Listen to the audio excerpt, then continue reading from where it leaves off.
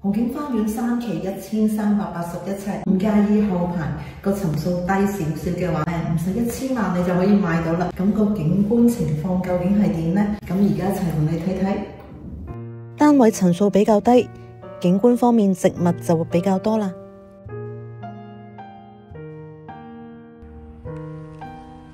客飯廳面積大約400尺，廚房相當闊落，連貫住工人房套。後排嘅1381尺單位仲有其他放盤嘅，如果想比較一下，都可以隨時聯絡我。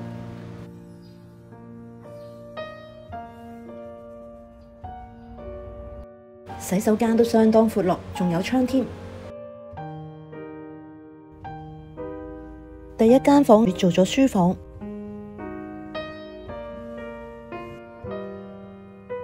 第二間房同客廳嘅景觀一樣，咁喺度你會見到係內街啦，咁相對都會靜啲嘅。除咗景觀部分，主人房就係一個最令人驚嘆嘅位置。單位主要方向面向西南，而我拍攝嘅時候就係黃昏，都會感受到夕陽嘅氛圍。